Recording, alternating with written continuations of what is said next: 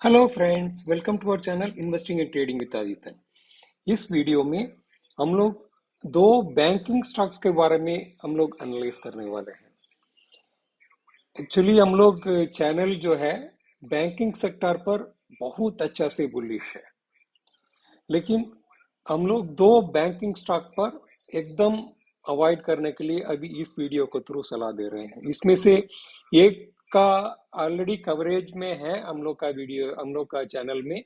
उसमें हम लोग एडवाइस किए हुए थे लोअर लेवल में आएगा तो 165 का रेंज पे आएगा तो अकुमुलेट करने के लिए हम लोग सलाह दिए हुए थे।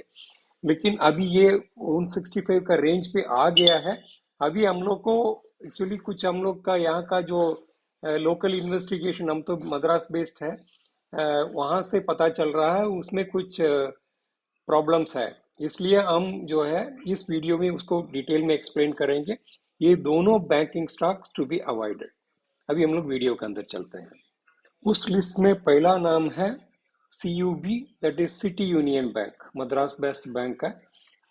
इसमें कुछ कॉरपोरेट गवर्नेंस का इशू आया था, आपको याद होगा, एक दो महीना पहले हम लोग इसको फ्लैश भी किए हुए थे। अब इसके बाद कुछ करेक्शन हो रहा था उस समय में।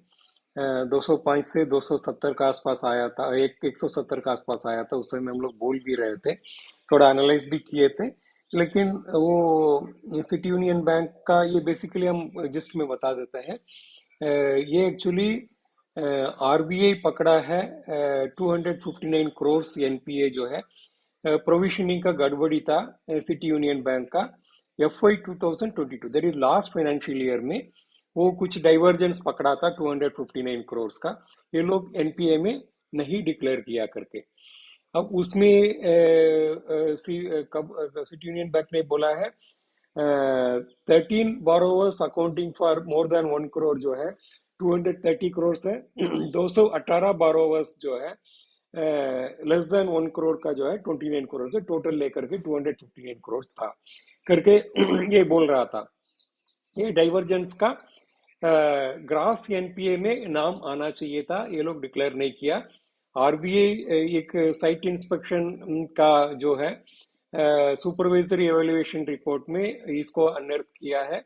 अब ये चीज छुपाया है करके ये लास्ट में अल्टीमेटली CUB ने, that is city union bank ने, डिक्लेयर किया है। अब इसमें उनको कहना यह है, सिटी यूनियन बैंक इसको ज्यादा चैलेंज नहीं किया।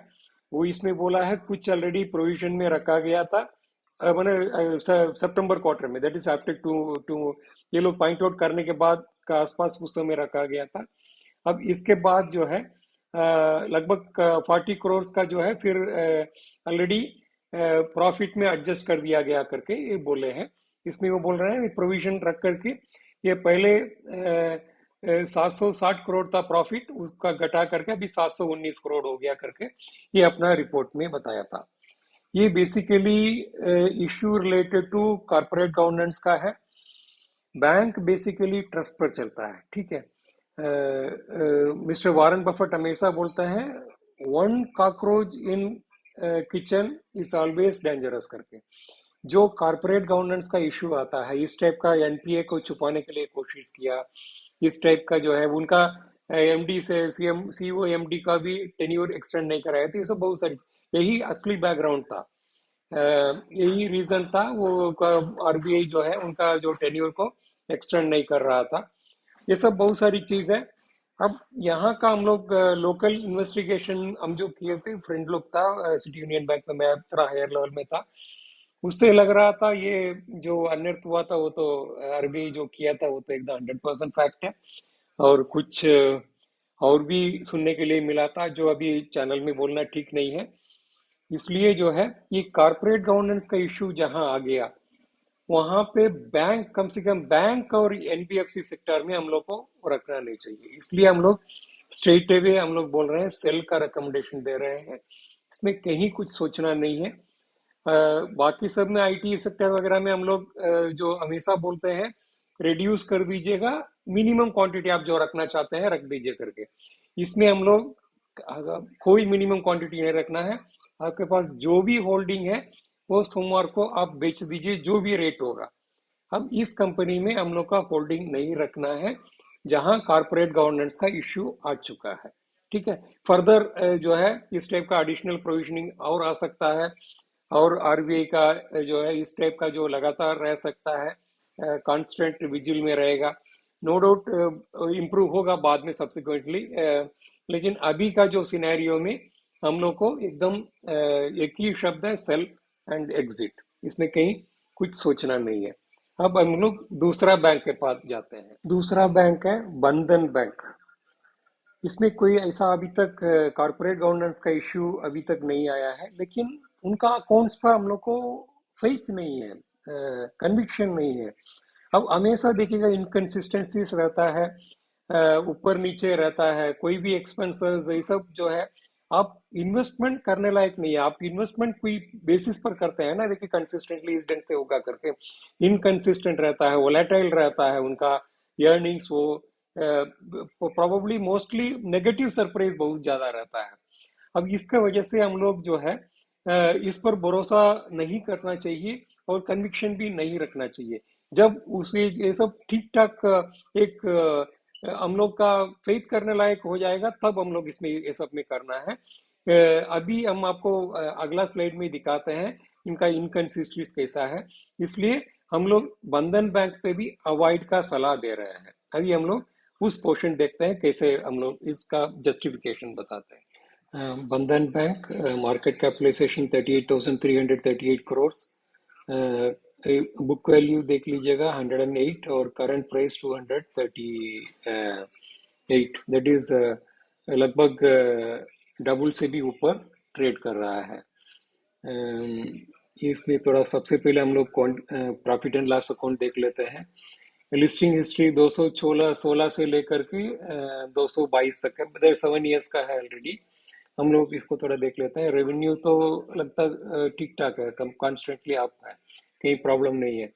इंटरेस्ट तो ठीक है, इंटरेस्ट तो आता है, ये तो ठीक है, कोई ज़्यादा प्रॉब्लम नहीं रहता है। और एक्सपेंसेस आप देखिएगा 633 करोड़, थोड़ा थोड़ा बड़ा है, 1044, 1500, 2400, 3700। आप एक प्रोपोर्शनेट देख लीजिएगा, 10,000 होगा तो 3700, 12,000 होगा तो आधा हो गया, आप देख लीजिएगा लगभग 6,000 हो गया। अब 30,000 करोड़ है, ये 11,000 करोड़ हो गया, ये क्या है एग्जैक्टली पता नहीं है। अब 15,000 बोल रहे हैं या भी 6,000 करोड़ है, क्यों इस टाइप का इनकन्सिस्टेंसी है पता नहीं। अब एज ए रिजल्ट क्या है, फाइनेंसिंग प्रॉफिट जो भी आता है देखिए उल्टा पुल्टा आ रहा है।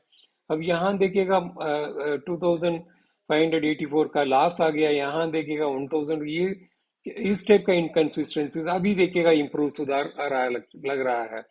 और डिप्रिसिएशन में भी देखिएगा उल्टा पुल्टा, और इस टाइप का जो है। अब अदर इनकम भी आप देख लीजिएगा, कोई कंसिस्टेंसी नहीं है, अब इसका कोई ये नहीं है। एज अ रिजल्ट क्या है, अब नेट प्रॉफिट आप देख लीजिएगा 2,275 से इस टाइप का उल्टा पुल्टा 126 भी आया। अभी प्रोजेक्शन है 3,857। सेल्स ग्रोथ आप देख लीजिएगा 5 ईयर्स में इतना परसेंट है, प्रॉफिट ग्रोथ नेगेटिव में है 5 ईयर्स में, और शेयर प्राइस का भी सब रिटर्न नेगेटिव में है। रिटर्न ऑन इक्विटी 14% बोल रहे हैं, ये तो ठीक है। थोड़ा क्वार्टरली फिगर्स भी थोड़ा से हम लोग देख लेते हैं, उससे आपको अच्छा से समझ में आ जाएगा। अब इसमें भी रेवेन्यू देखिएगा, रेवेन्यू में देखिएगा कंसिस्टेंसी अब सितंबर 19 से लेकर के सितंबर 22 तक है। इसमें एक डाउन ईयर है, एक अच्छा था, इसके बाद थोड़ा डाउन हुआ, वो तो चलेगा, ठीक है, कोई हमको इसमें लेकर के प्रॉब्लम नहीं है। अब इंटरेस्ट भी लगभग देखिएगा कंसिस्टेंटली बढ़ रहा है, इसको भी लेकर के प्रॉब्लम नहीं है। प्रॉब्लम एक्सपेंसेस में है, 728 करोड़ से आप देखिएगा एक्सपेंसेस किस रेट में बढ़ा है। अब यहाँ देखिएगा रेवेन्यू इतना ही है, एक्सपेंसेस देखिएगा आप 6,491 करोड़ हो गया। अब इस टाइप का जो है यहाँ देखिएगा 988 हो गया। अब यहाँ दूसरी टाइप का है, यहाँ 3,700, 2,300, किस हिसाब से है पता नहीं। As a result financing profit जो है हर चीज देखिएगा यहाँ इस टाइप का हो जाता है।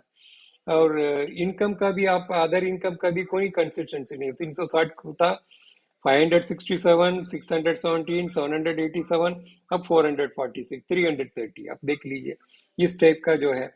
एज अ रिजल्ट क्या है, नेट प्रॉफिट भी दिक्कत हो जाता था 972, अब 3,000 लास्ट में है सितंबर, इसमें आप देखिए और 859, 1906 देखिएगा प्रॉफिट।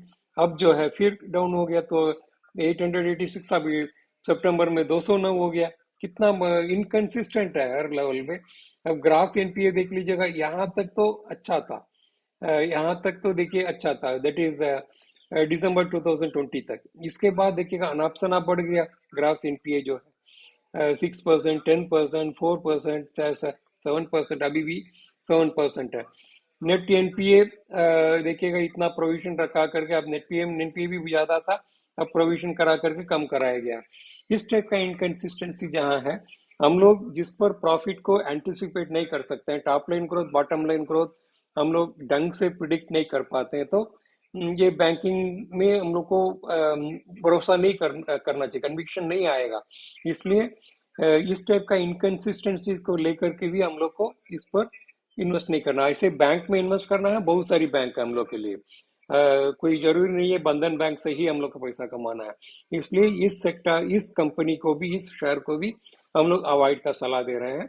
अब जनरल इंप्रेशन इन्वेस्टर का क्या है, हम लोग थोड़ा चार्ट में भी दोनों कंपनी का चार्ट देख लेंगे, उससे और कुछ समझ में आ सकता है। सिटी यूनियन बैंक का डेली टाइम फ्रेम का चार्ट है ट्रेडिंग व्यू प्लेटफॉर्म पे, थोड़ा से ध्यान से देखिएगा। इंडिकेटर के हिसाब से आरएसआई ऊपर से नीचे आ गया, बियरिश क्रॉस ओवर भी हो गया, ये तो माइनस है 33.46। एमएसीडी आप देख लीजिएगा, बहुत नीचे आ गया, बियरिश क्रॉस ओवर भी हो गया, जीरो से बहुत नीचे है, ये भी बियरिशनेस का ही दिखा रहा है। ईएमए 20, 50, 100, 200, ये चारों आप देखिएगा ऊपर है, प्राइस नीचे आ चुका है, ये भी वीकनेस दिखा रहा है। अब चार्ट आप देख लीजिएगा, यहाँ तक आप ये यहाँ सपोर्ट लिया था 110 के आसपास, इसके बाद से लगातार मोरलेस अप ट्रेंडी था, लगभग 205 टच किया, लगभग डबल हो गया था। बाद में जब न्यूज आया आप देखिएगा, यहाँ आकर के 149 तक भी आ चुका था, वॉल्यूम भी देख लीजिएगा जबरदस्त था। इसके बाद थोड़ा बहुत इम्प्रूव किया, ये सब एक्सप्लेनेशन देने के बाद फिर जो है धीरे धीरे वीकनेस आ गया है। अब जो है 165.70 का आसपास ट्रेड कर रहा है। ये जो है इन्वेस्टर को भी हमको लगता है पसंद नहीं आया लगता है, और इसलिए हम लोग जो है इस वीकनेस को हम लोग जो समझ रहे हैं ये बरकरार रहेगा। हम लोग इससे एग्जिट लेने का सलाह ऑलरेडी जो दिए हैं, हम लोग फंडामेंटल बेसिस पे लिए हैं। चार्ट भी, इन्वेस्टर का जो कॉन्फिडेंस भी हमको लगता है खराब हो रहा है, तो इसलिए बता रहे हैं पूरा बैंकिंग सेक्टर जो है बुलिशनेस के साथ है। हर बैंक, इतना छोटा छोटा बैंक भी बहुत अच्छा रेट के साथ ट्रेड कर रहा है, और इनका जो असेट क्वालिटी वगैरह भी बहुत अच्छा है, top line growth bottom line growth भी बहुत अच्छा है, हर चीज से अच्छा है। जब सब बैंक जो है 52 वीक हाई के आसपास जब ट्रेड करता है, अब इनका देखिएगा लगभग 40%, 30 to 35% के बीच में ये नीचे आ गया है। It shows clear cut weakness. अब इसलिए हम लोग को एग्जिट करना है, इसमें कोई होल्ड का सलाह नहीं है, मिनिमम रिड्यूस ये सब कुछ नहीं, एग्जिट करना है। और ये further downfall can not be ruled out, RBI constantly watch कर रहा है।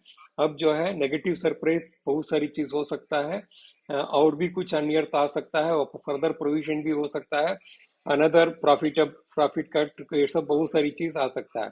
इसलिए बता रहे हैं जहां कॉर्पोरेट गवर्नेंस इशू आ गया, बैंकिंग सेक्टर और एनबीएफसी सेक्टर में तो 100% नहीं रखना है, अदर सेक्टर में भी नहीं रखना है, यहाँ पे तो 100% नहीं रखना है, क्योंकि ये एक प्रोविजन इधर उधर हो गया तो नेट प्रॉफिट भी मार का जाएगा, और बहुत कुछ देखिए ट्रस्ट पूरा खत्म हो जाता है बैंकिंग पर। अब इसलिए एग्जिट का सलाह रहेगा, इसमें नो सेकंड थॉट। कल जो है बेच करके निकल जाएगा। हम अपना पहले जो बोले हैं नीचे आएगा तो लीजिए करके, इसको हम विड्रॉ कर रहे हैं, सेल एंड एग्जिट।